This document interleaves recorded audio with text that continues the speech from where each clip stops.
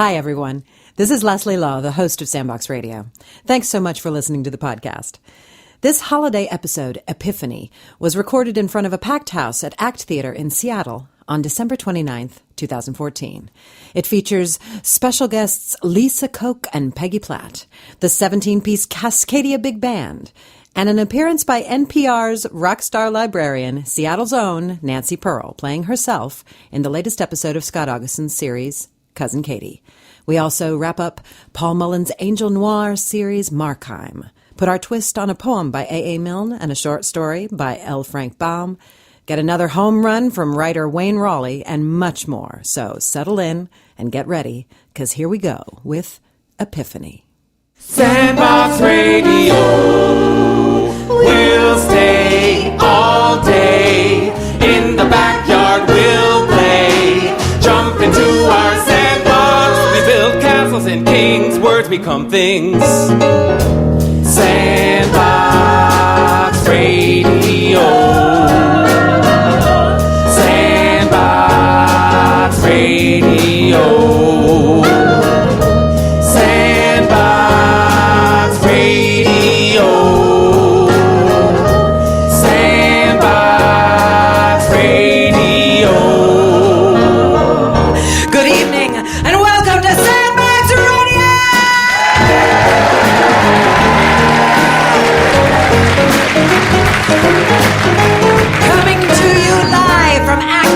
In the heart of downtown Rain City, Seattle.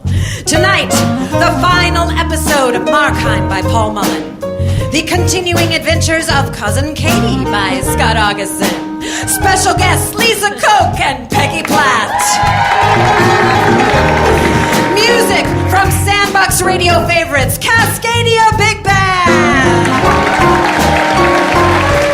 And oh, so much more. Plus, all your favorite Sandbox Radio players. And music from the Sandbox Radio Orchestra, led by Jose Juicy Gonzales.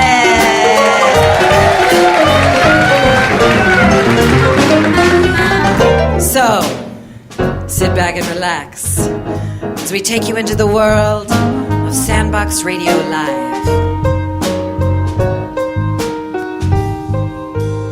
Sandbox Radio.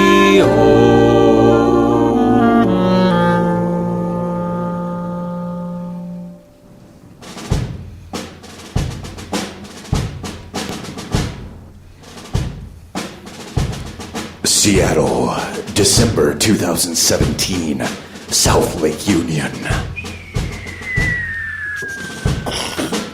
Lieutenant, what's the story on the monster? Well, we know he's in there, but he's too damn fortified. Do we have him trapped? Well, sort of. Can we starve him out? No, he still has his drones to bring him fresh supplies. But we have him contained? Again, not really. He still has the internet. He's got saplings. We can't cut it. Damn it. So he's still as much a threat as ever. Maybe worse. I think it's time to consider drastic measures. Are we talking Plan K? Yes, Major. I think it's time we brought in... My cousin Katie from Ketchikan. My cousin Katie from Ketchikan. She's the girl that you call when you need a friendly smile. Small town girl, cute as pie. She'll make you fall in love. My cousin Katie from Ketchikan. My cousin Katie.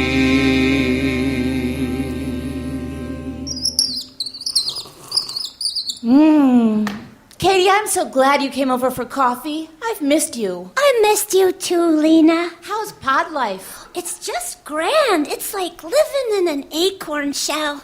All day long, it's like my walls are reaching in to give me a hug.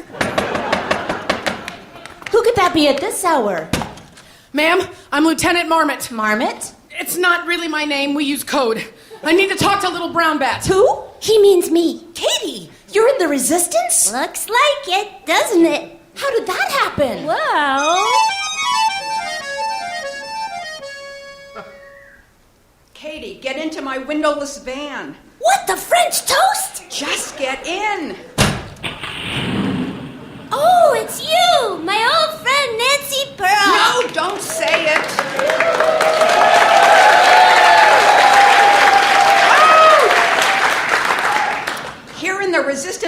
don't use real names. You're in the resistance?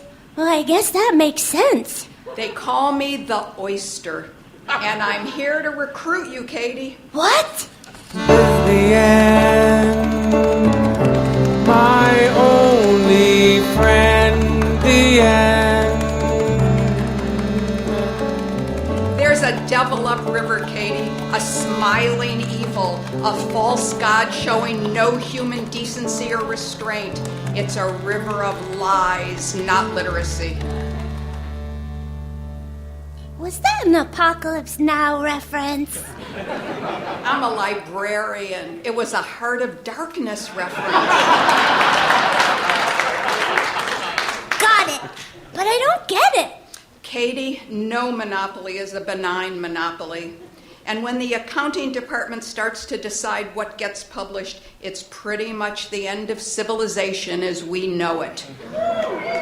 Okay, Oyster, I'm in. I knew I could count on you. Here's how it'll work. I'll be leaving you instructions at drop points around the city. Drop points? You know those little free libraries? Yeah.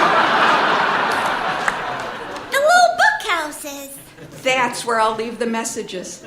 How will I know which one? Listen to my radio broadcast. I'll give you clues. So if I say small appliances is the tale of one woman's quest to find a skinny fridge, you'd think skinny fridge rhymes with Finny Ridge.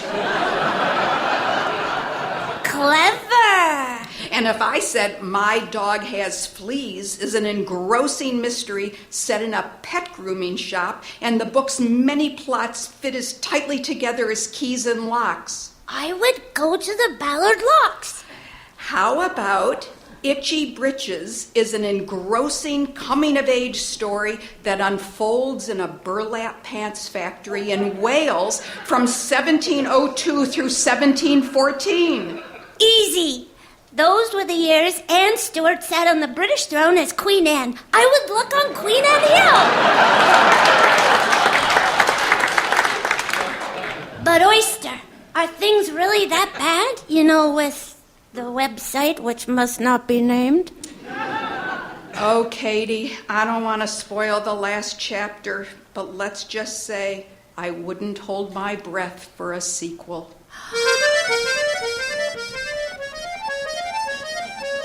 Little brown bat, we think you may be our last hope of neutralizing the monster, since you have a connection. Monster? He means Jimmy Bozo. It's actually... Wait, Katie, you know Jeff Bezos? How? Well, remember when I first moved to town and joined the Crafty Crafters Club?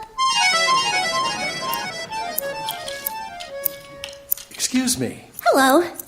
What is that you're making? Oh, it's a picture of the late painter Bob Ross made out of mung beans. Why? Well, I want eventually to make legume portraits of all the famous Alaskans. Like Sarah Palin? Oh, yeah, right. What's so funny? Oh, sorry, Mr. Bonobo.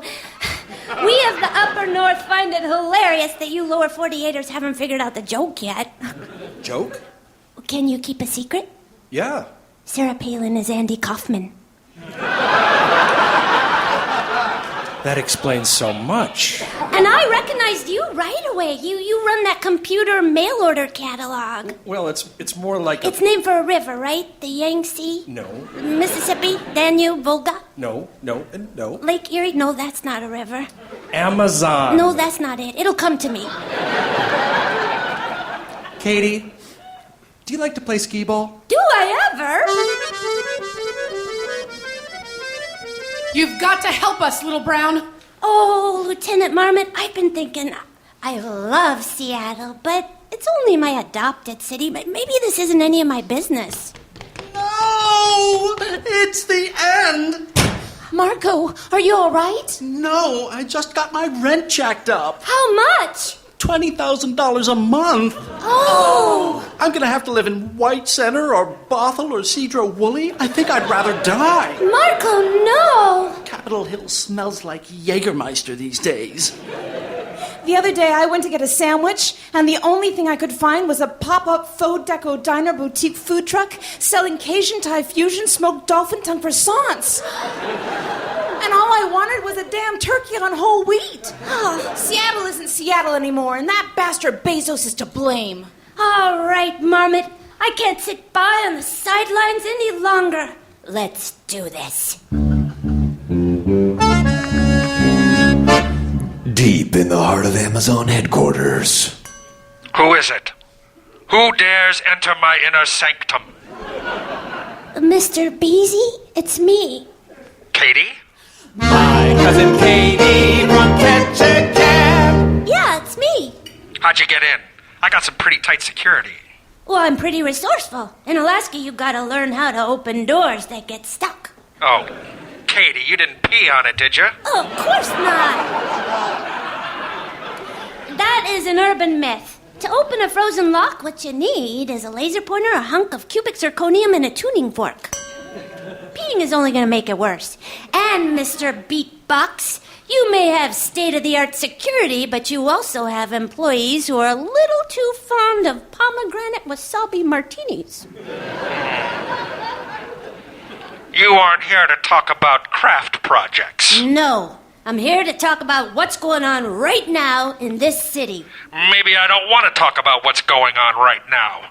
Maybe I want to talk about the future of this city. You like to change the subject, Mr. BC Boy.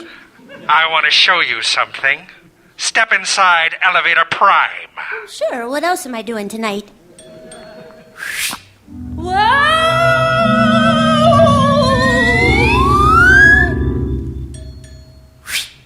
Behold. Wow. This is a great view of Seattle. It's almost as good as the top of the Space Needle. Wait, oh, hang on. This is the top of the Space Needle. Take a good look. In 5 years, it shall be unrecognizable. Uh-huh. More of those condos? I'm tearing down those condos. Because they're ugly? Because they aren't ugly enough. What, the double-fudge brownies? I want an architecture so brutal that people will gape in horror. How are you gonna do that, Mr. Bichon Frise? I have Olya Grinkonovich, the last living Soviet reconstructionist building designer. She was an evil genius. Her office towers and apartments brought grown men and women to tears. Oh! And you see that thing rising like an enormous boob from the earth? You mean Queen Anne Hill? I'm gonna level it to the ground. And I think I'll drain Lake Union for storage. Lighted balloons will fill the night sky with logos and advertisements. You're gonna be busy. Oh, work. Too serious am I. Do you want to do some shopping? Some online shopping? No, Mr. Bubbles, I don't. You can buy a book, or hand lotion, or live crickets, or sea monkeys. We have it all. You dance a mean foxtrot, Bobo.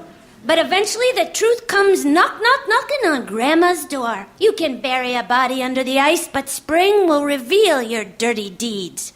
I've been on to you for some time now. What do you mean, Katie? It was all out in broad daylight from the start, like you were bragging. Have I already said? What do you mean, Katie? The name, Amazon. Oh, yes, that. It's not the Amazon itself you named this company for. It's what swims in the Amazon. The parasitic kangaroo fish. Yes, it is true. I am the kangaroo. And I have indeed swum up Seattle's stream of urine and have now lodged myself in the tender urethra of the Emerald City. Your real goal was never to build a business empire, but to destroy Seattle. True. You probably know I have a tape recorder. I figured as much. I'll take it to the shareholders, and they will oust you. Yes, they will, but that will take a little time. Time enough for me to do one last thing. What's that? Relocate Amazon headquarters. Oh? To where exactly? Ketchikan, Alaska. No! You can't! Yes, I can. But the airport is tiny. I'll build a new one. There aren't enough people. I'll bring them in. But the bears and the moose. I'll shoot them. I'll shoot every last one. All right, take the tape and all the evidence. Just leave Alaska alone. In gratitude, I'll email you a gift certificate for the Cheesecake Factory. Why, Mr. Beehive? Why do you hate Seattle so much? Why? Seattle stole the only thing I ever loved. What? Spring, 1982, Florida.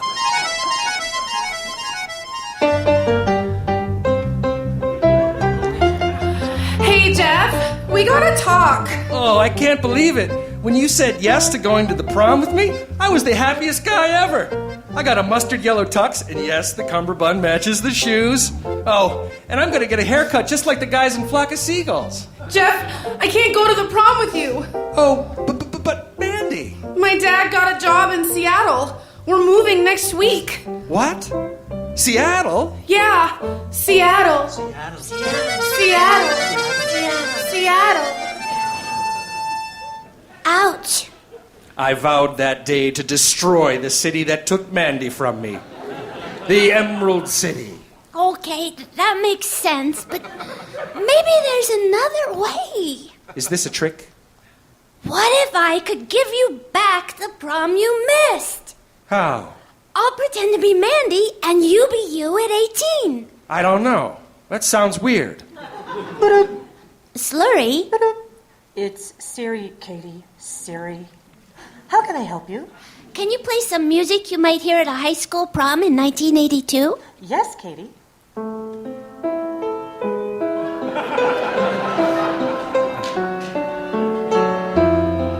Can I have this dance, Jeff? Yeah. Sure thing, Mandy. Thanks for the ride to host of that Bibimbap. Katie! Mission accomplished. Was that Jeff Bezos? What happened? Oh, we slow danced and then sat in the back of his car and ate some chips and split a Mickey's big mouth. And that was it?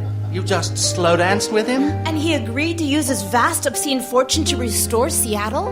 That's my story, and I'm sticking to it. So, we're safe? For now, but there are plenty of other rich and dangerous people in the world. We will all have to be vigilant. Oh, and I might be getting some hand lotion and live crickets delivered here. I couldn't pass up the free shipping. Katie! My cousin Katie from Katherine. My cousin Katie.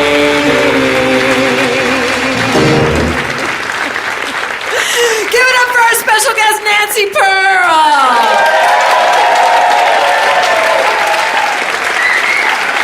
Rock star librarian. The following message is brought to you by the wild imaginings of Sandbox Radio. Come in. Clamp. Sieve. Carving knife. Penelope? Blood pressure's dropping, doctor. Reverse clavicle with a back twist. Pronto. What are you doing wearing scrubs in your apartment? And why are you operating on the President of the United States of America? Shut the door, dude. You're letting in microbes.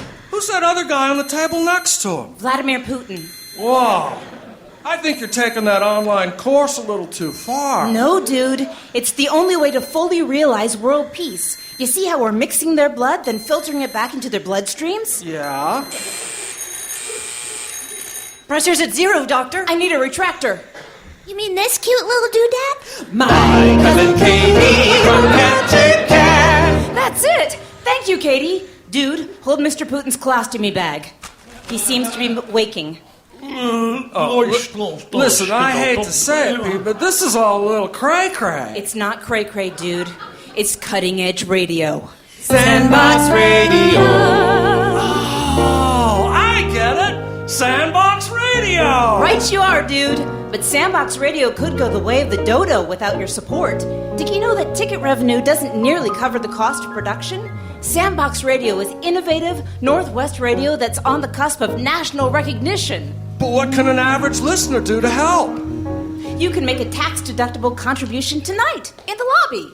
Is there a limit to how much I can contribute? I sure could use a deduction. Nope. You can also go to our website, sandboxradio.org. Click the support page and donate from there. And And don't forget to buy tickets to our upcoming shows for you and your friends. Yeah, okay. But I tend to get comps. What else can I do? Listen to Sandbox Radio podcasts. You can stream them from our website, in iTunes, or through Stitcher. Then post reviews and 5-star ratings to help drive us up the feed. You got it, Penelope. Gee, what's that sexy, faraway rumbling sound? Doctor, there's a herd of endangered elephants stampeding this way. Begin the levitation process. Levitation commencing in 5, 4. Wait, we're levitating? 2, 1. Hang on, dude.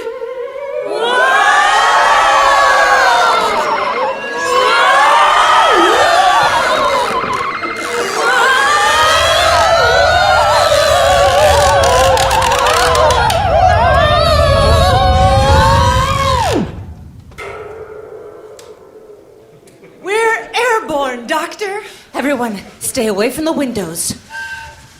Look, a train! Cool! Hey, I can see my pod from here. Well, those are the sheep from that Samuel Beckett radio show. Whales approaching from Bainbridge Island. Whoa, whales! Help keep Sandbox Radio alive, ingenious, and alarming. Donate and listen today at sandboxradio.org. Just listen to what radio can do. Wahoo!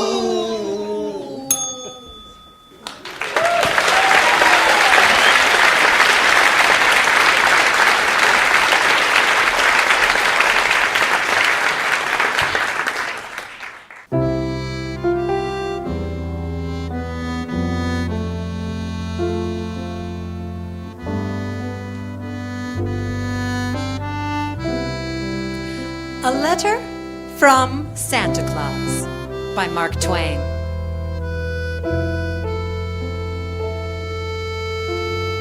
My dear Susie Clemens, I have received and read all the letters which you and your little baby sister have written me. I can read your and your sister's jagged and fantastic marks without any trouble at all. But I had trouble with those letters which you dictated through your mother. For I am a foreigner and cannot read English writing well. You will find that I made no mistakes about the things which you ordered in your own letters. I went down your chimney at midnight when you were asleep and delivered them all myself, and kissed both of you, too. But there were 1 or 2 small orders which I could not fill because we ran out of stock. There was a word or two in your mama's letter which I took to be a trunk full of dolls' clothes. Is that it? I will call at your kitchen door about 9 o'clock this morning to inquire. But I must not see anybody, and I must not speak to anybody but you. When the kitchen doorbell rings, your brother George must be blindfolded and sent to the door. You will tell George he must walk on tiptoe and not speak, otherwise he will die. Someday. Then, you must go up to the nursery and stand on a chair on the nurse's bed and put your ear to the speaking tube that leads down to the kitchen. And when I whistle through it, you must speak through the tube and say, "Welcome, Santa Claus." Then I will ask whether it was a trunk you ordered or not. If you say it was, I shall ask you what color you want the trunk to be. And then you must tell me every single thing in detail which you want the trunk to contain. Then, when I say goodbye and a Merry Christmas to my little Susie Clemens, you must say goodbye, old Santa Claus. I thank you very much. Then you must go down into the library and make George close all the doors. And everybody must keep still for a little while. I will go to the moon and get those things. And in a few minutes I will come down the chimney that belongs to the fireplace that is in the hall, if it is a trunk you want, because I couldn't get such a thing as a trunk down the nursery chimney, you know? If I should leave any snow in the hall, you must tell George to sweep it into the fireplace, for I haven't time to do such things. George must not use a broom but a rag, or else he will die. Someday. If my boot should leave a stain on the marble, leave it there, always, in memory of my visit. And whenever you look at it, or show it to anybody, you must let it remind you to be a good little girl. Whenever you're naughty and someone points to that mark which your good old Santa Claus's boots made on the marble, what will you say, my sweetheart? Goodbye for a few minutes till I come down to the world and ring the kitchen doorbell. Your loving Santa Claus, whom people sometimes call the man in the moon.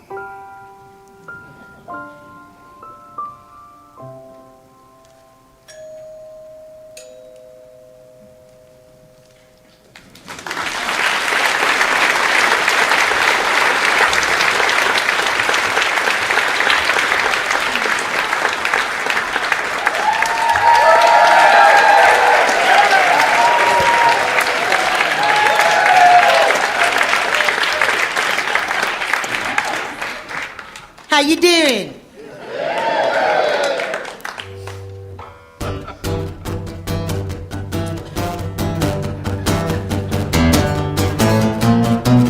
White trash in the USA, overalls and tooth decay. All my uncles and my aunts were extras in Deliverance. White trash with a W, where brothers can be cousins too. Everybody knows you can't take out white trash. You can dress us up, but you can't take out white trash.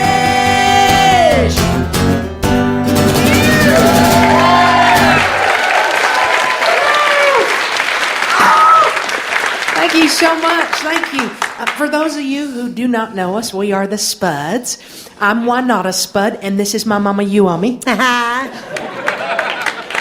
And we are thrilled to be here with Sandbox Radio Live. Well, we're thrilled to be here, but I got some questions. What's the problem? Okay, my problem is with this title, Sandbox. I mean, what you doing putting your radio in a sandbox? I mean, it's going to get grit in all kinds of places. Just like you as a person don't want to be in a sandbox because you get grit in all kinds of places. Yeah. Can't do the dials or nothing. Yeah. Yeah. And the second thing is that a kitty might pee on you. Well, I had not thought about that, Mama. See, the thing is, that's just their name. It's the Sandbox Radio. Oh, that like we're the Spud. Kinda, yes. It's just a name. Now they do this frequently, and this particular episode is called Epiphany. Oh, named after that nice little girl who used to sing in the malls. No, that's Tiffany, Mama, and I can't believe you can remember her. Well, I remember her right because I hated her. Yeah, I didn't like her either. She was cute though, anyway. But yeah, well, Epiphany. Yeah, I don't know if you know what that means, but it's a sudden revelation. It was something just pops right into your brain, and it's important. Oh, I had one of those then. You did? I had one of those just before it went on. An epiphany? Yes, I was in the dressing room. Yes. And all of a sudden it just hit me that I was wearing 5 pounds of vinyl and I had not used the toilet yet. Well, maybe we should just move it along. Okay. Oh, my heart is so full. Yes, it is. When I think about how we got started, so many years ago. You was just 16, I was 21. Now we're so rich and successful. Well, scratch that anyway. I mean, here's all these people sitting around in a sandbox, you know. I don't sound right. When you could just go home and turn it on the radio. Okay, let's just sing a song for these nice folks. Mom and I are going to sing a song about the city that we live in. That's right. We got a scary little trailer, double wide and painted brown. We've been living in Renton ever since the truck broke down. We're out in Renton, near Boeing Factory. Yeah, we're out in Renton. It's a fine place to be. Seahawks train in Renton. Jimi Hendrix is buried here.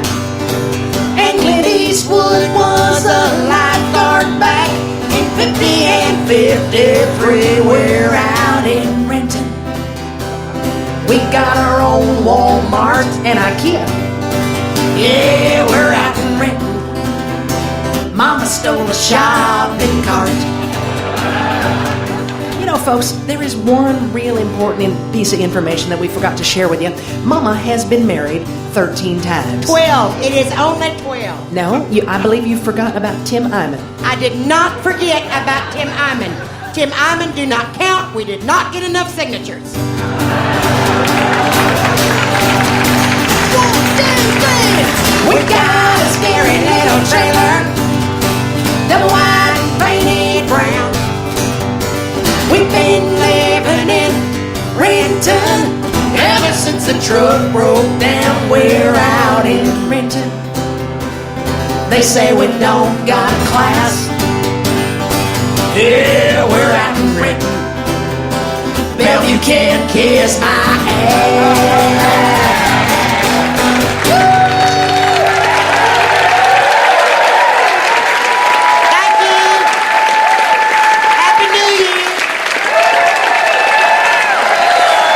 Koch and Peggy Platt!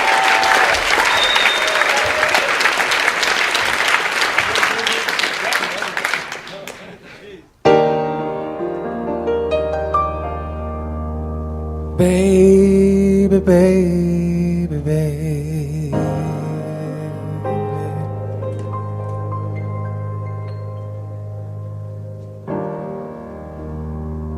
What's it gonna be?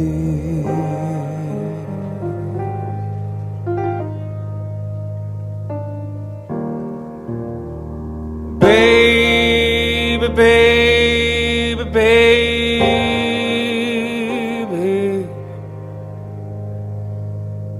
Is it him? Or is it me?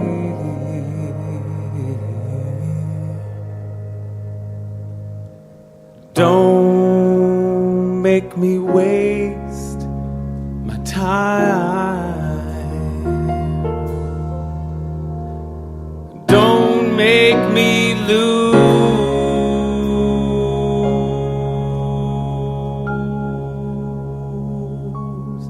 my mind. Baby, baby, baby.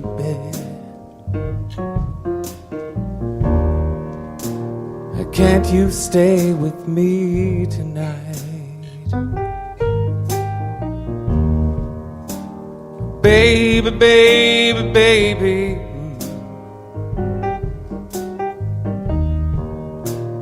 Don't my kisses please you right? You were so hard to find. Beautiful ones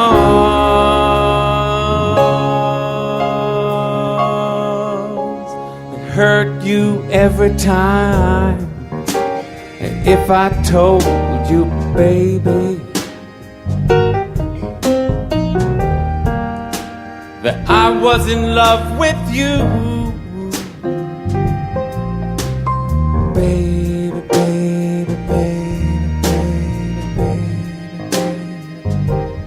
If we got married,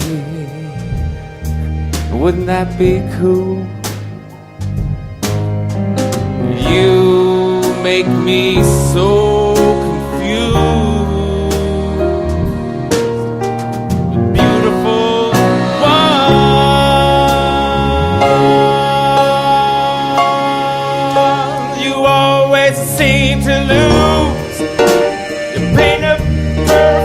picture. You bring to life the vision in one's mind. The beautiful ones always smash the picture. Always, every time.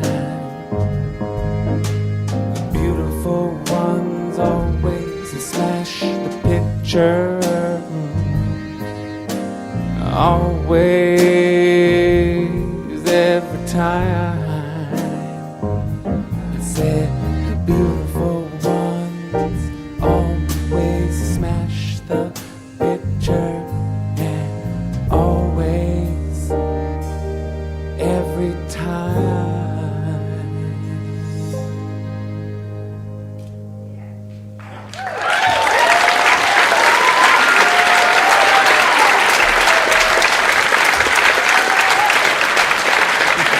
Jose Juicy Gonzales with the Sandbox Radio Orchestra.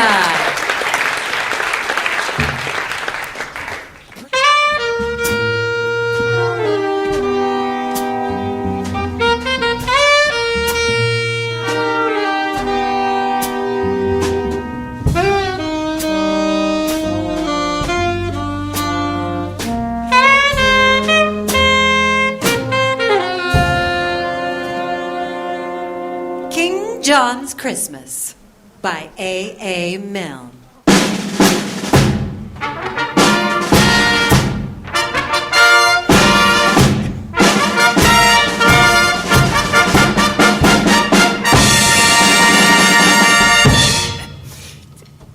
My loving people,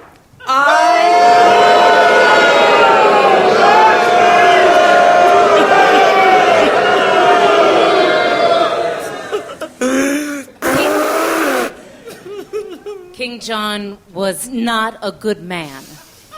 He had his little ways.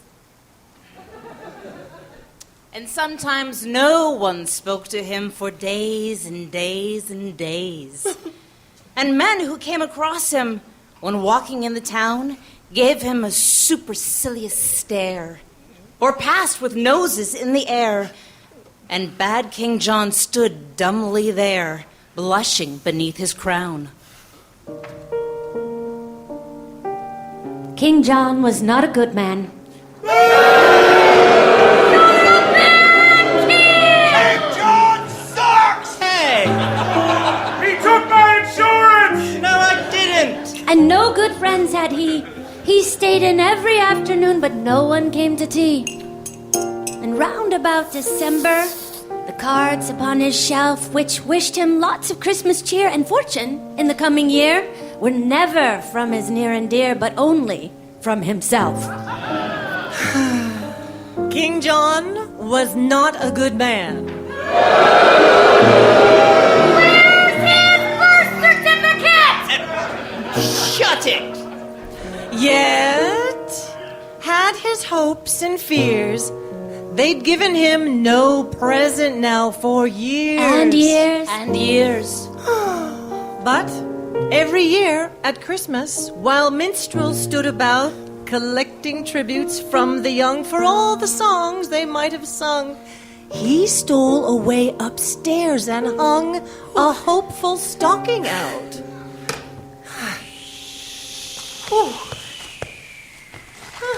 So many stairs in this castle. King John was not a good man. He lived his life aloof.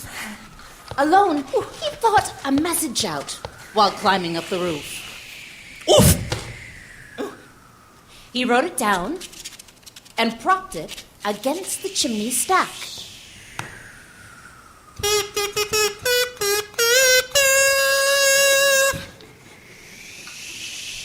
To all and sundry, near and far, F. Christmas in particular. And signed it not Johannes R., but very humbly, Jack. I want some crackers, and I want some candy. I think a box of chocolates would come in handy. I don't mind oranges. I do like nuts, And I should like a pocket knife that really cuts. And oh, Father Christmas, if you love me at all, bring me a big red India rubber ball. King John was not a good man.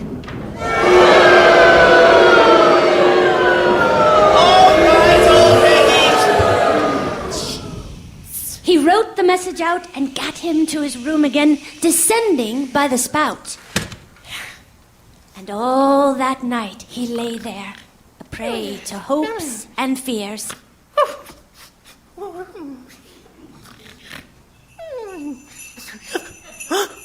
What's that? I think that's him coming now.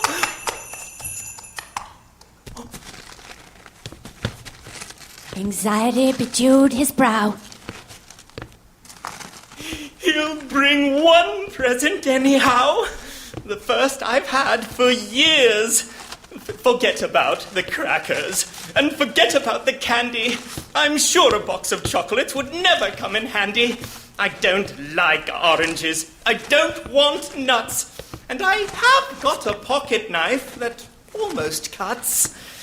But, oh, Father Christmas, if you love me at all, bring me a big red India rubber ball. Yeah! King John was not a good man. All right, they get it already. Next morning, when the sun rose up to tell a waiting world that Christmas had begun, and people seized their stockings and opened them with glee. Oh! Ooh! Ah! And crackers, toys, and games appeared, and lips with sticky sweets were smeared. King John said grimly, as I feared, nothing again for me. I did want crackers, and I did want candy. I know a box of chocolates would come in handy. I do love oranges. I did want nuts. I haven't got a pocket knife, not one that cuts. And oh, if Father Christmas had loved me at all, he would have brought a big red India rubber ball. King John stood by the window and frowned to see below the happy bands of boys and girls all playing in the snow. A while he stood there watching and envying them all. When through the window, big and red, there hurtled by his royal head and bounced and fell upon the bed. An India rubber ball! Oops! Oh, we love you, King John! Merry Christmas! And oh, Father Christmas, my blessings on you fall for bringing me a big red India rubber ball!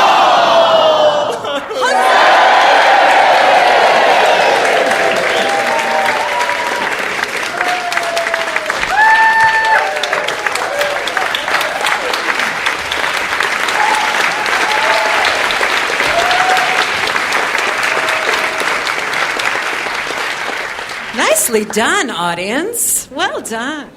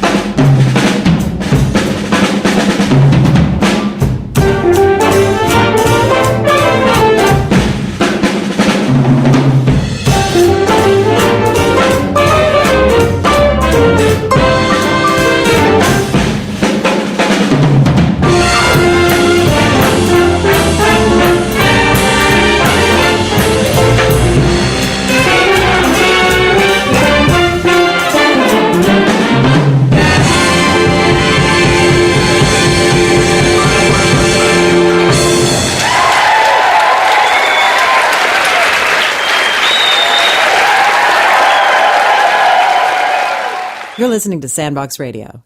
This show is made possible by the generous support of listeners like you. Check out our website, sandboxradio.org, and click on Support to find out how to make a donation. And mark your calendars for the next live show coming up on April 27th at ACT. Ticket and show information online at acttheater.org. Now back to Epiphany and the final episode of Markheim.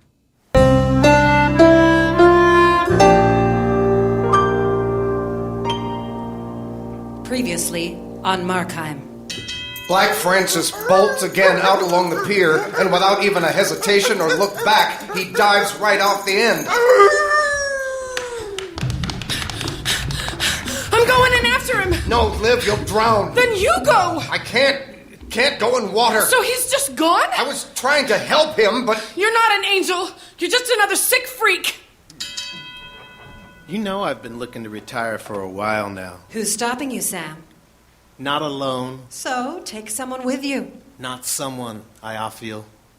You.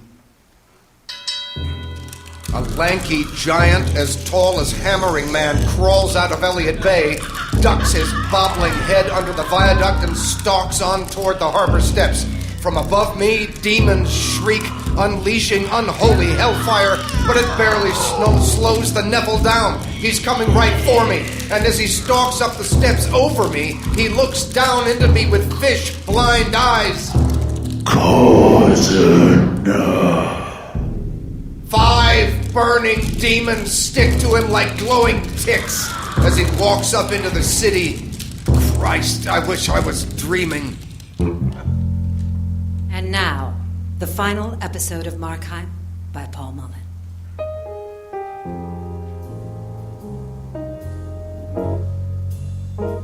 I'm a Markheim, a sort of angel. Markheims are the black ops. We do things other angels can't or won't. The fix upstairs pulled me out of retirement for a mission down in this soggy town. But when it was done, I didn't go back. I had questions. Now I'm walking neutral in Seattle, half fallen, looking for the answers in what we angels call the show. But I gotta watch my back, because things can always get uglier.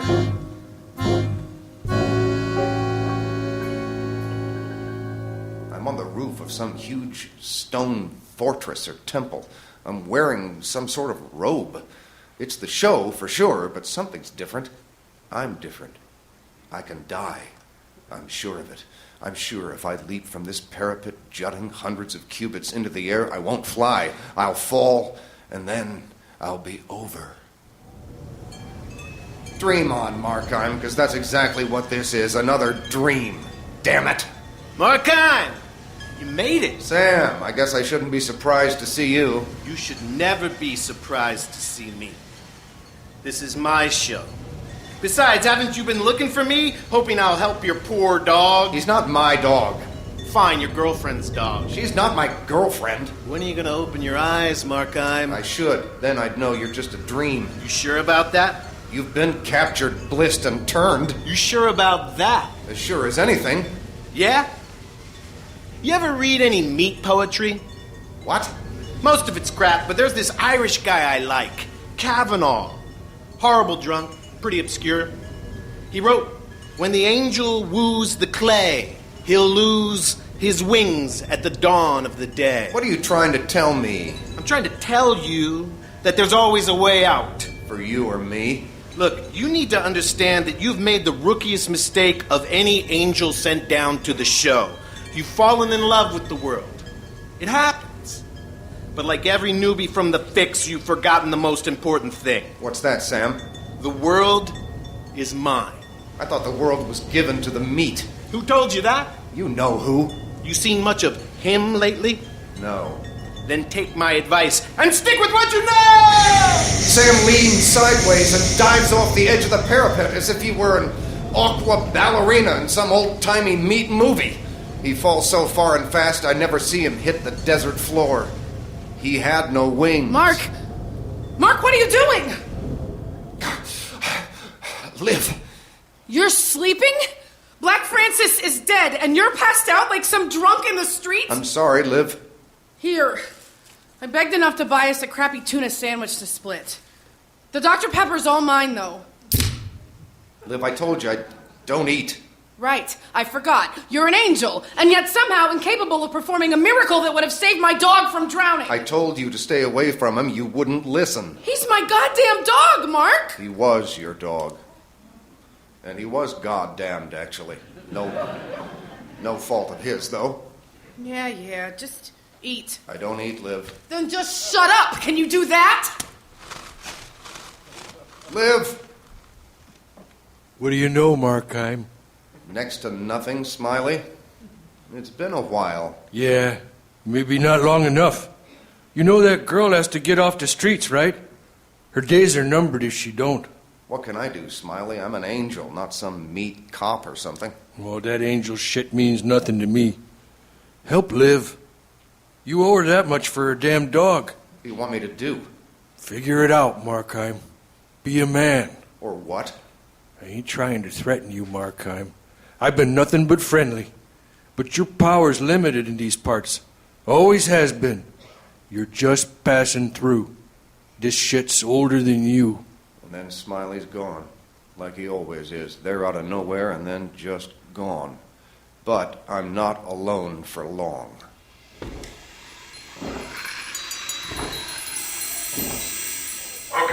Bliss bars up there and there, right and left, alternating with the smokers. This is the choke point, angels and demons. Nothing moves up out of the section of harbor that doesn't go through the stairway. Well, look who it is. You sure don't like to leave your comfort zone, do you, Markheim? These are my stairs since I got to the show. Well, I got bad news, Marky. We're creating a Nephilim slaughter pen here. Okay, I want demon-angel duos on the edge of every building. Seriously, Mark, you're not going to want to be here. You got to move. Save it. Sam gave me this post. If Sam wants me to abandon it, he can come tell me himself. Sam? Sam's gone, Markheim. Yeah, I know, he flipped, but I'm still under orders. I'm not talking flipped. I'm talking gone. Happened 3 nights ago, Columbia River Gorge. You know these Nephilim get dropped, right? I heard it takes an angel and a demon working as a team. They burn and bliss them for as long as it takes as the Nephil walks. Yep. When it's all over, there's nothing left of the angel, demon, or Nephil. As the Satan, Sam could choose which form he took, and he chose demon. I'll let you take a wild flying guess who his angel partner was. You ready, love? Yes. You want this? I want this. We'll be gone completely. Both of us. We'll be together. Truth. You see it down there? Lumbering across the I-90 bridge. I see it. Shall we? Come. Take my hand.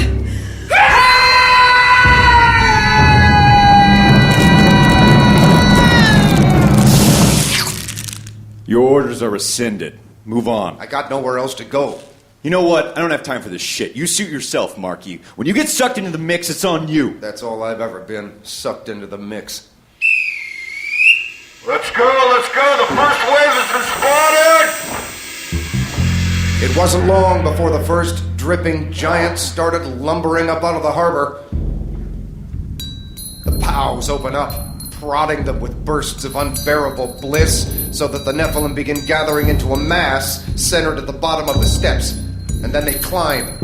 Blasts of hellfire from demon batteries only just slow them down.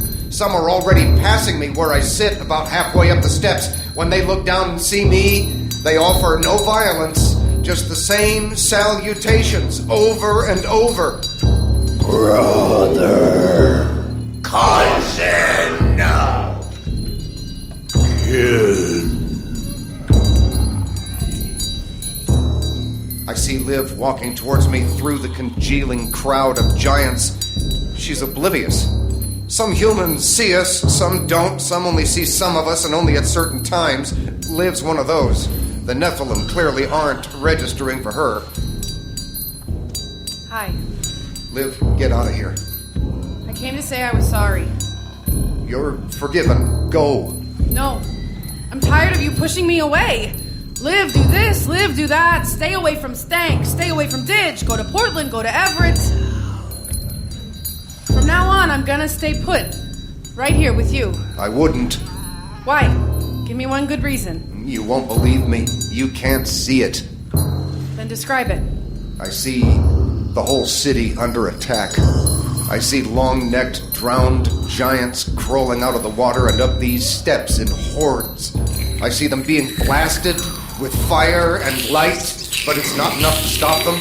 I see the angel-demon duos swooping down to burn them, but again, there aren't enough. Mark. And I can't do anything. I'm just one lousy talker, Markheim. And you can't talk to these things. Mark. What? Kiss me. What? Just kiss me. Why?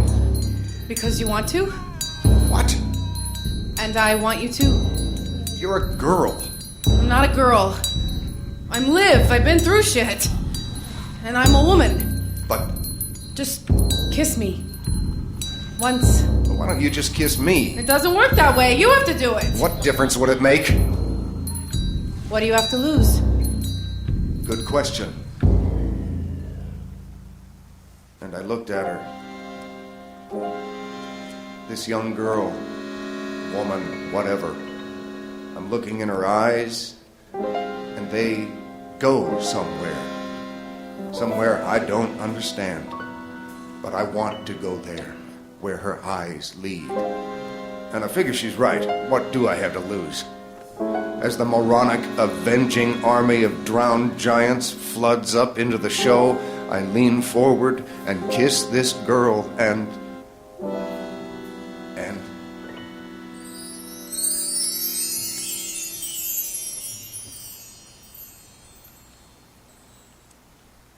What? What? Well? It was... Yeah? It's all... It's all what? I look around and everything that was happening. The war, the fire, the light, the Nephilim. Every last holy and unholy thing is gone. And all that's left is these steps in this city and this pretty clear-eyed girl in the show. No, the world. Mark, it's all what? Gone. What's gone, Mark? My reason for being here. Oh, that bad, huh? No. Not bad, Liv. It's the best thing that could ever happen to me or anyone, and it's because of you. Because of you, Liv, I know, in my bones, in my actual, miraculous bones, I can feel it. Feel what? I can die now. Oh. Congratulations. Thank you. On Raglan Road of an autumn day, I saw her first and knew that her dark hair would weave a snare that I might someday rue. I saw the danger and I passed along the enchanted way, and I said, let grief be a fallen leaf at the dawning of the day.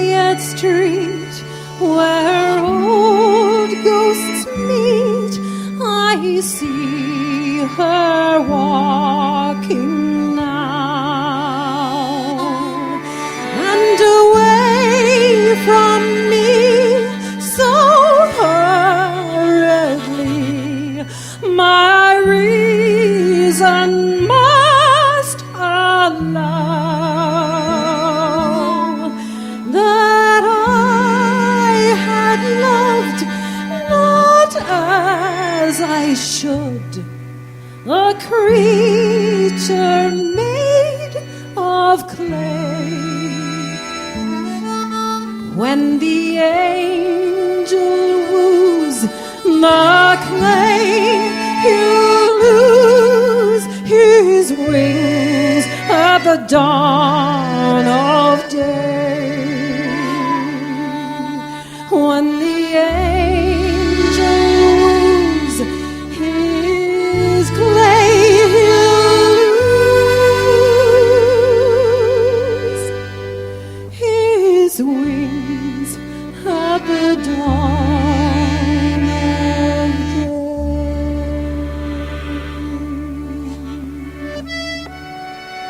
And that concludes Paul Mullin's series Markheim.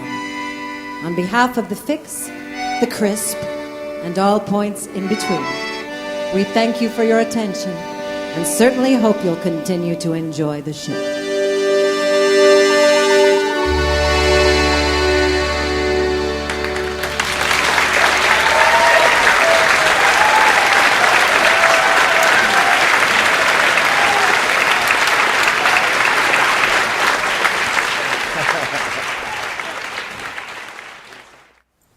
A Kidnapped Santa Claus, adapted from the story by L. Frank Baum.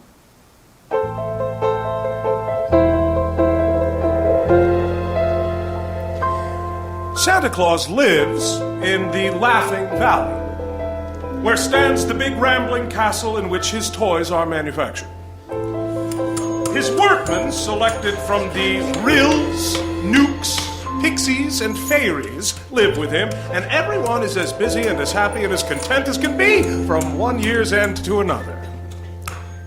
One would think that our good old Santa Claus, who devotes his days to making children happy, would have no enemies at all on the earth. But the demons who live in the mountain caves grew to hate Santa very much, and all for the simple reason that he made children happy. I'm really getting lonesome, said the demon of selfishness. Santa Claus distributes so many pretty Christmas gifts to all the children that they become happy and generous and keep away from my cave. I'm having the same trouble, rejoined the demon of envy. The little ones seem quite content with Santa Claus, and there are few indeed that I can coax to become envious. And that makes it bad for me, declared the demon of hatred. For if no children pass through the caves of selfishness and envy, none can get to my cavern.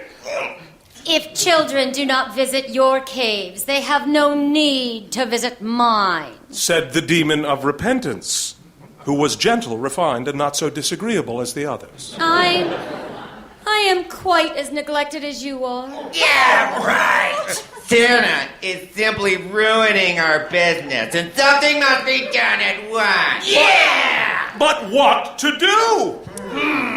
They knew that Santa worked all through the year in his castle at the Laughing Valley, and at first they resolved to try to lure him into their caves, that they might lead him on to destruction. So, while Santa was busily at work the next day, surrounded by his little assistants, the Nooks, Pixies, and Fairies, selfishness came to Santa's castle and said, Why, Santa, these toys are wonderfully bright and pretty. It's a pity to give them to children who break and destroy them so quickly. Nonsense. If I can make them happy for one day in the year, I am quite content. So selfishness went back to the others. I have failed, for Santa Claus is not at all selfish. Envy tried next. The toy shops make toys by machinery much quicker than you can make them by hand, and they sell them for money, while you get nothing for all your hard work. But Santa refused to be envious. I can supply the little ones but once a year on Christmas Eve. For the children are many, and I am but one. I like the toy shops, and am glad to see them prosper. My turn. Said Hatred. In the world are a good many who do not believe in you, Santa Claus.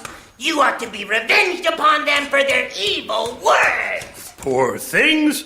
I'd much rather help them any day than injure them. Indeed, the demons could not tempt old Santa Claus in any way. So they abandoned sweet words and determined to use force. Now, it was well known that no harm can come to Santa while he is in the Laughing Valley, for the fairies and nooks and pixies all protect him. But on the night before Christmas, he drives his reindeer out into the big world. So the demons laid their plans and awaited the arrival of Christmas Eve. It's all according to plan. It is. Santa sped away out of the valley into the great world beyond. The reindeer dashed along so swiftly that their feet scarcely seemed to touch the snow-covered ground. Suddenly, a rope shot through the moonlight, and a big noose settled over the arms and body of Santa Claus, grew tight, and jerked him from the seat of the sleigh into a snowbank. While the reindeer rushed onward with the load of toys and carried it quickly out of sight and sound. The wicked demons bound Santa tightly and carried the kidnapped man away to their mountains, where they chained him to the rocky wall so that he could not escape. What will the children do now? Now they will cry and scold and storm. And flock to our caves of selfishness. And envy. And hatred. Now, it so chanced that on this Christmas Eve, the good Santa Claus had taken with him in his sleigh Peter the Nook. Kilter the Pixie. and a small fairy named Whisk. his favorite assistants. Little Whisk stuck his head out from underneath the seat and found Santa Claus gone. Whoa! What shall we do? We must go back at once and find our master. No! There will not be time to get the toys to the children before morning, and that would grieve Santa Claus more than anything else. Then, our first duty is to get the toys distributed as carefully as if Santa Claus were himself present. And so they did, working as swiftly as possible, all the while wondering what had happened to their master. When Christmas Day dawned, the demons said, "The children are waking up, Santa. They're waking up to find their stockings empty." Now they will quarrel and wail and stamp their feet in anger. Our caves will be full today, old Santa. Our caves are sure to be full. But Santa held fast. Even in his helpless condition, his courage did not forsake him. You three are only trying to make mischief and trouble. I have faith in my little assistants and the love of the children. And the demons abandoned their taunts and went away in defeat.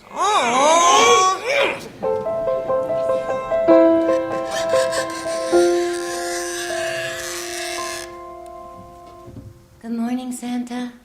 Why, good morning, dear Repentance. I'm glad to see you. Don't be shy. Come in. My fellow demons don't trust me very much, but it's morning now, and the mischief is done. That is true. Christmas Eve is past, and for the first time in centuries, I have not visited my children. I imagine the little ones will be greatly disappointed. Well, that cannot be helped now. Yes, it's too late to remedy the evil we've done. But repentance, you know, can come only after an evil thought or deed. For in the beginning, there is nothing to repent of. So I understand. Those who avoid evil need never visit your cave. That is true. And since I sincerely regret my share in your capture, I am going to permit you to escape. Come, you are going to lead me through the cave of repentance today. And she unlocked the chains, and they walked together through a long tunnel, and they both emerged in the cave of repentance. I hope you will forgive me. I'm not really bad, you know. Of course I forgive you. You accomplish a great deal of good in the world. And I'm sure the world would be a dreary place without you. And with that, repentance opened the back door of her cave and let in a flood of sunshine. Merry Christmas to you. And a Merry Christmas to you. Soon Santa was on his way home to the Laughing Valley.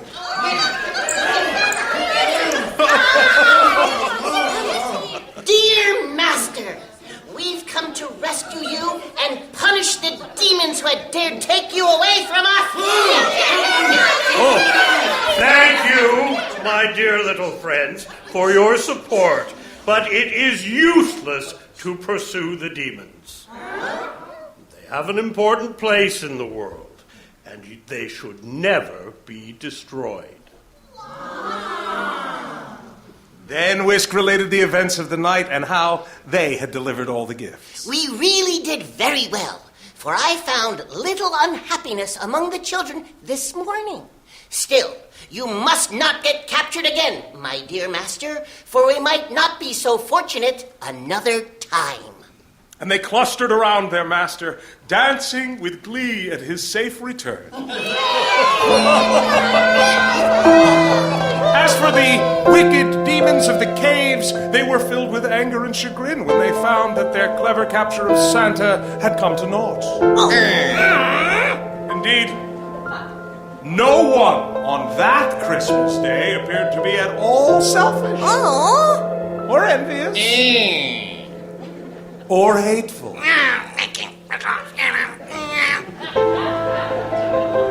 So the demons never again attempted to interfere with Santa's journey on Christmas Eve.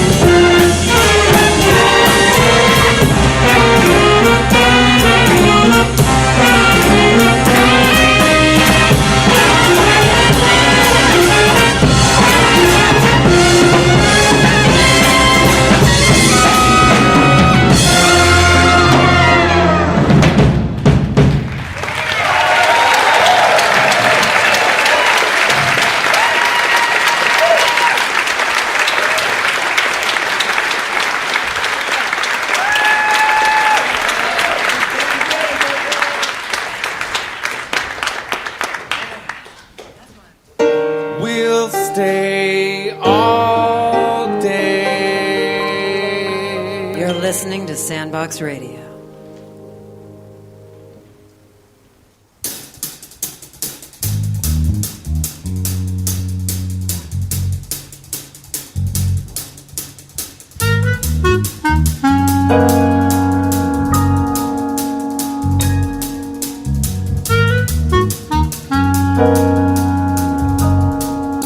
Controlling Interest by Wayne Rawley.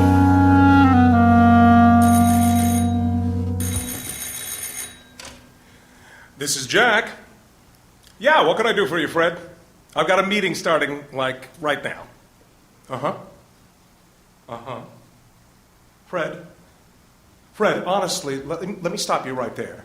I don't know if you're ready. Well, we're going to swing. Yes, Fred, on the swings. That is where you swing, see? That's what I'm talking about. Well, let me ask you this. Can you pump? Jack, we're getting creamed out there. Yeah, just a second, Brad. Yes, Fred, pump. Pump. Can you propel the swing back and forth under your own power without having to be pushed by a second party? Don't mess with me, Fred. You know what it means. Okay, look, Fred, I have to go. You come around lunch recess, we'll give you a go. But listen to me, Fred. I don't want to see you eating your boogers. Because we're not doing that anymore. We're 8 now. Okay, see you then. Fred still eats his boogers. Gross. What's up? We're getting cremated out there, Jack. They got ghost runners on every base, and they keep changing where second is. 1 minute it's the garage door, the next minute it's the side hedge. It's like they're just making it up as they go along. Yeah, well, they're big kids, Brad. It's important we give them the impression that we're happy they're even letting us play. I'm telling you, Stephen. I'm sorry, that sounds extreme. I'm telling you, ask Jack. Jack, I'm sorry. I missed last week. Is it true we aren't eating our boogers anymore? It's true, we're not. That sounds extreme. Sit down, gentlemen. So what are we supposed to do with them? We don't know yet. For now, just leave them in there. We're looking into it. I'm talking to an 11-year-old says he can flick them on people. Who the hell has got that kind of hand-eye coordination? Gentlemen, enough. We aren't here to discuss old business. What are we here to discuss, Jack? You know I'm scheduled to smash an anthill today. I know. I've got a Lunchable at 3. I know, fellas. Your time is valuable. I understand that. I have something very important I need to discuss with you. I've been thinking about it since, this morning. I'm sorry. Wasn't this morning like a bazillion years ago? I know. Yes, it was. That's why I asked you guys to come over today. I've been thinking about this. I want to discuss the possibility of us liking girls. Gay. That's gay. You are gay. You are a gay person for saying that.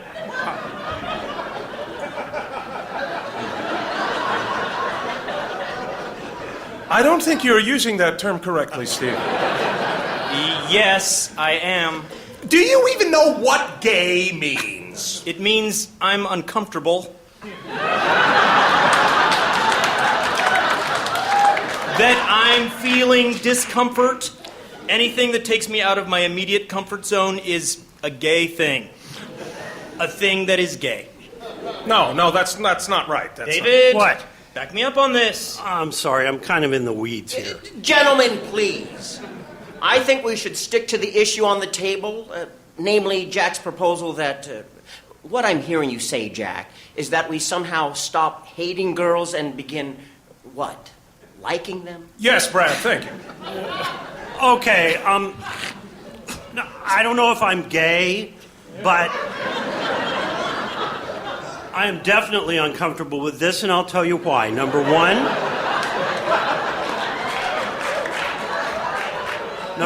there is the whole size thing. I mean, they are just bigger than we are. Physically taller, and that's new. Okay, that's a recent thing, and it frightens me. And number 2, they seem to be... what is the word? Smarter than we are. More advanced somehow. Not to mention the whole cootie issue. That is unsubstantiated. Says who, Jack? Unsubstantiated? Says who? Where is this coming from? Look, I know this is new territory for all of us, but David, look at it this way, okay? Your mommy. You know your mommy. Yes, Jack, I know my mommy. Okay, well, your mommy is a girl, right? I don't know that.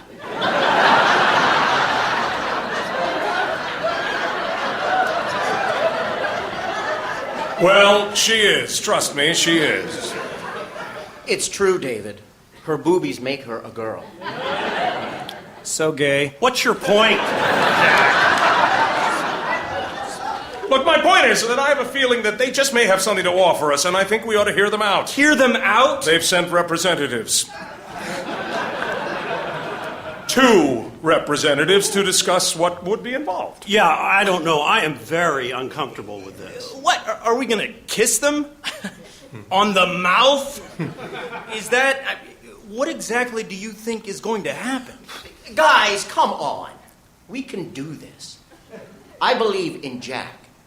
This is the guy who taught us how to make a shadow on the ceiling that looks like a butt, using only a flashlight and our knuckles. Yeah, this is true.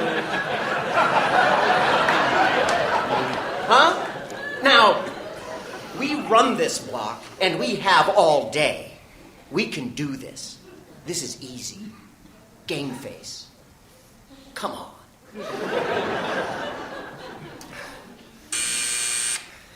Lois, could you send in the, girls?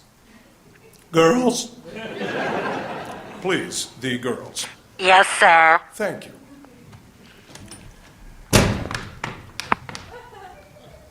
Good afternoon, gentlemen. Afternoon, ladies. Please come in. Welcome. Can I get you some Legos or anything? Thank you, no.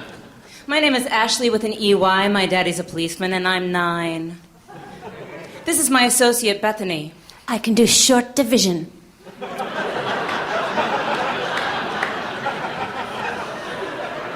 Please, sit down. Hey! Knock it off. He pulled my hair. It wasn't me. Wasn't me.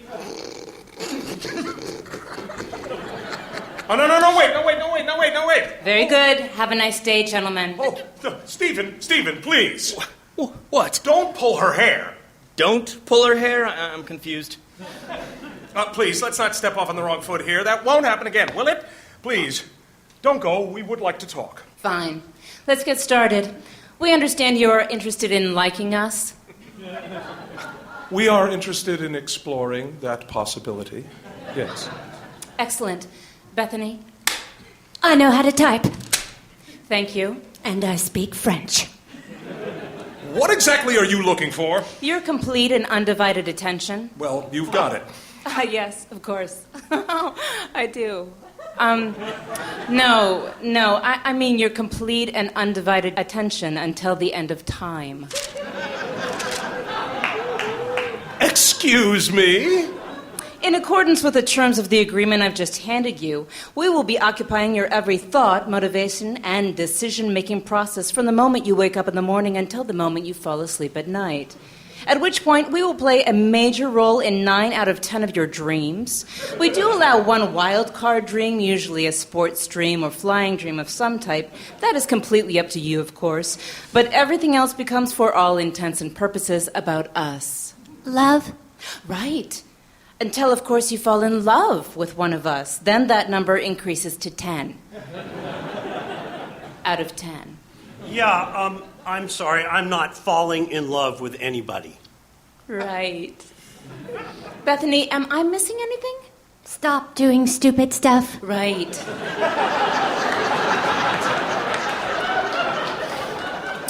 And you will have to stop doing stupid stuff, like playing Star Wars and making laser beam noises with your mouths. Yeah, okay, I'm very sorry. I'm just not comfortable with this. Okay, so what if I don't even care? I mean, like, what if I don't even want to stop playing Star Wars? What if I don't even care if I think about you or not? Like, if I say, like, I don't even care? I'm afraid that won't be possible. Excuse me, I'm sorry. I was just wondering, what's in it for us? I'm just thinking out loud here at this point, but it seems like, so what is it for us, exactly? Knowledge, mostly. Ah. See, we already know everything. Right. So let me ask you a question then. Do you ride the school bus? Yeah. Where do you get off? I get off in front of my house. You do? Yeah. You get off in front of your house? Yeah. You get off in front of your house. What? Yes. Dude, you get off in front of your house? What? The bus. What? Dude gets off in front of his house. Wait a minute. Am I crazy? Or did you just get Brad to admit in front of all of us that he masturbates in public outside of his own house? Yep. And you can teach us stuff like that? That was a parlor trick. Oh, yeah? So what? Like you're so smart? What else? What else do you know? We know where babies come from. Yeah? So what? Everyone knows where babies come from. They come from the garden with the morning dew.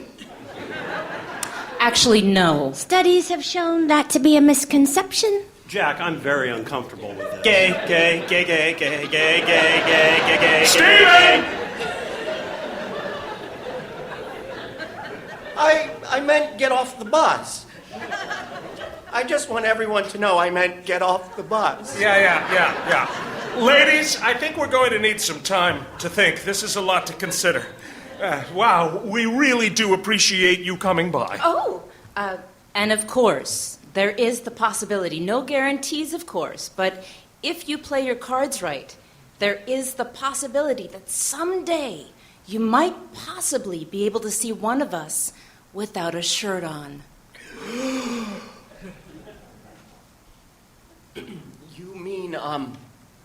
You mean like right in front of us?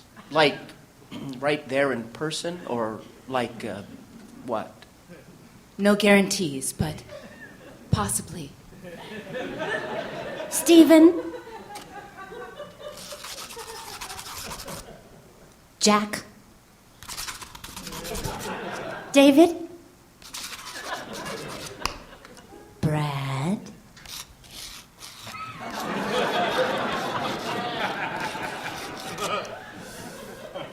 Yes, well, thank you, gentlemen, for your time. We will definitely be in touch.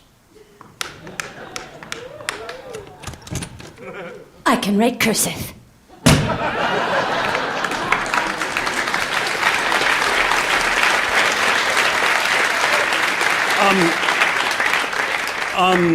Jack, say, if it's all the same to you, I think I'm going to skip the anthill today. Yeah, David, that would be fine. Take the rest of the day off. Good thing we stopped eating our boogers, huh? Yeah, good timing on that. I have to go home and comb my hair and lose some weight.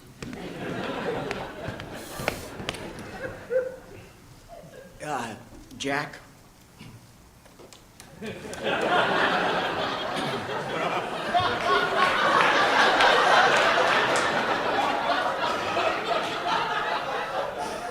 How long do you think it will be before we, actually get to see him without shirts on?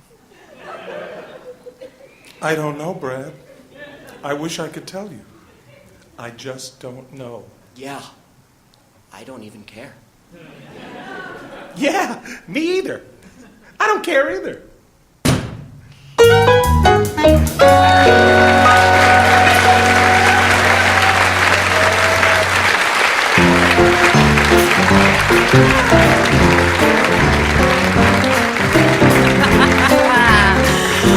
Well, that's our show for tonight.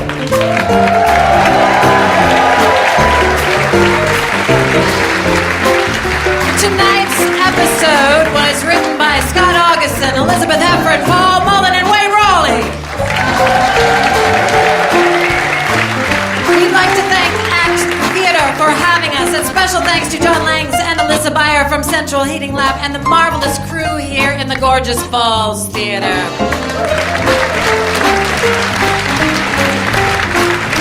In tonight's episode, the Sandbox radio players were Eric Ray Anderson, Sarah Harlett, Nick Kuhlman, Nick Donner, Charles Leggett, Lisa Holland, Jason Marr, Annette Tatongi, David Natali, John Walsh, Catherine Van Meter, Richard Ziman.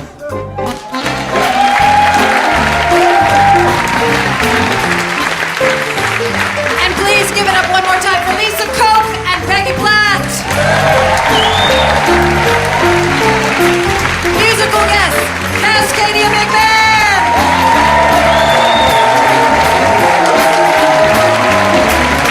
And the divine Nancy Burr.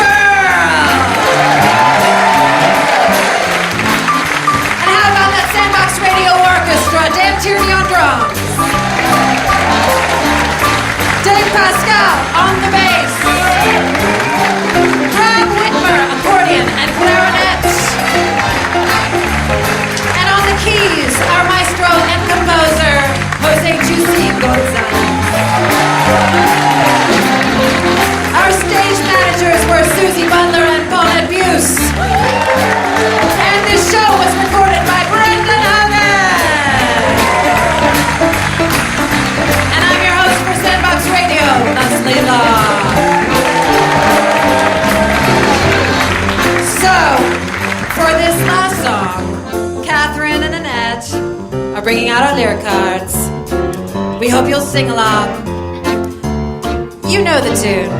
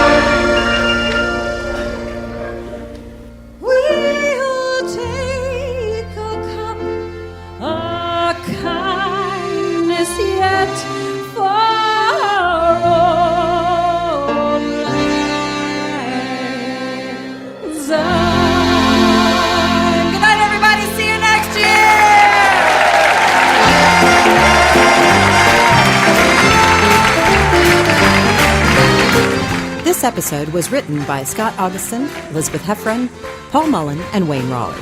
The King's Christmas was adapted by Richard Ziman, and A Kidnapped Santa Claus was adapted by yours truly, Leslie Law. The performance was recorded by Brendan Hogan and mixed by Dave Pascal. Our stage managers were Paulette Buse and Susie Butler, with sound by Max Langley and lights by Dave Meisner. Dig deeper into Sandbox Radio at our website, sandboxradio.org, where you can find the podcast archive. Follow us on Facebook and Twitter, and find the podcast in iTunes and Stitcher. See you at the next live show, and thanks for listening.